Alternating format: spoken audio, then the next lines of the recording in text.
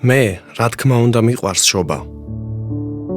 მიყვარს ოჯახთან ერთად დროის გატარება და საჩუქრების გახსნის პროცესი. მომწონს ჩემს ოჯახთან ერთად საშობაო გადაცემების და შოუების ყურება. ბედნიერი ვარ, როდესაც შობას თოვს. მიყვარს მორთული სახლები და საშობაო სიმღერების მოსმენა, მაგალითად, იცოდი მარიამ. მიუხედავად ყველაფრისა, შობას ჩემთვის თავისი ნაღვლიანი მხარეც აქვს. ის ერთ-ერთი მეგობრის ოჯახსაც მახსენებს, სადაც კიბოს გამო მამა აღარ არის სახლში. მახსენებს ჩემს ზოგიერთ გულითად მეგობარს, რომლებიც მრავალი წელია მოთმინებით ელიან ცხოვრების თანამგზავრს. მახსენებს ჩემს დას, რომელსაც რამდენიმე წელია შაკიკი ტანჯავს. და ასევე მახსენებს საკუთარ ბრძოლებსა და შფოთვას. მას შემდეგ, რაც ნაძვის ხეს და საჩუქრების შესაფუთ ქაღალდებს ავიღებთ და საზეიმო მუსიკაც მიჩუმდება, ვხვდებით, რომ პრობლემები არსად წასულა. ვფიქრობ, ჩვენ იმიტომ ვართ ასე ჩართულნი შობის დღესასწაულში, რომ იგი დროებით მაინც გვავიწყებს ჩვენს პრობლემებს. რამდენიმე მოკლე დღე და ყველაფერი ისევ ისეა, როგორც უწინ. ჩვენ ძალიან გვიყვარს თეთრი შობა, რადგან თოვლი ფარავს ტალახსა და ჭუჭყს. საშობაო დანაღლიანების მიმართ ჩემი მიდრეკილების მიზეზი იესოს მიმართ მადლიერებაა.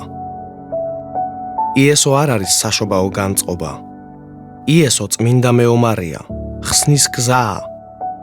ამ დილით მათეს სახარების მერვე მეცხრე თავებს ვკითხულობდი, სადაც წერია იესოს მიერ კეთროვნის ასისთავის მსახურის და პეტრეს სიდედრის განკურნების შესახებ.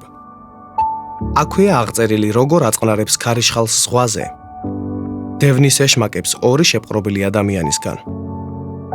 კურნავს დამბლადაცემულს, აღადგენს გოგონას, რომელზეც ეუბნებიან, რომ მოკვდა, თვალს უხელს ორ ბრმას და მეტყველებას უბრუნებს მუნჯს. იქ, სადაც იესო მიდის, თან მიაქვს ღმერთის მეფობა და სადაც უფალი მეფობს, მის წინააღმდეგ ამბოხებული სამყაროს ძალები განიდევნებიან უფლის მიერ და ერთმევად ძალა, რომ არავის აღარ მიაყენონ ზიანი. და ვინაიდან ქრისტიანები ქრისტესთან ერთნი არიან, ისინი იზიარებენ ქრისტეს გამარჯვებას ბოროტზე.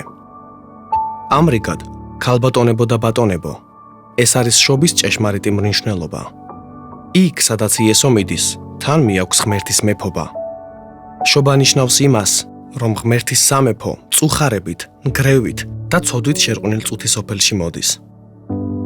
შობა ნიშნავს იმ ყრმის დაბადებას, რომელიც გაიზრდება, შეებრძოლება ბოროტებას და დაამარცხებს სატანას. გაიმარჯვებს სიკვდილზე და გააუქმებს მწუხარებას და ასევე იზრუნებს, რომ ეს შობა არა მარტო ზამთარში, არამედ ყოველთვის გაგრძელდეს. ყურადღებით მოусმინეთ, მხოლოდ ერთი წამით. საშობაო მელოდიებსა და სატელევიზიო რეკლამებს მიღმა არ გესმით ჩუმით კაცუნის ხმა. ეს სატანის ხმაა, რომელსაც ჩვენს ფერხთა ქვეშ მოუსრავს ჩვენი მხსნელი. ჩვენ კი ახლა განვიცდით, ვებრძვით კიბოს და შაკიკს, მწუხარებას, სიღარიბეს, ავადმყოფობასა და მარტოობას. ახლა ჩვენ ვებრძვით ცოდვას, ეშმაკს და საკუთარ ხორცს. მაგრამ ყოველთვის ასე არ იქნება. საბოლოოდ, შობა ყველას აძლევს იმედს, მათაც, ვისაც არ სჯერათ მისი.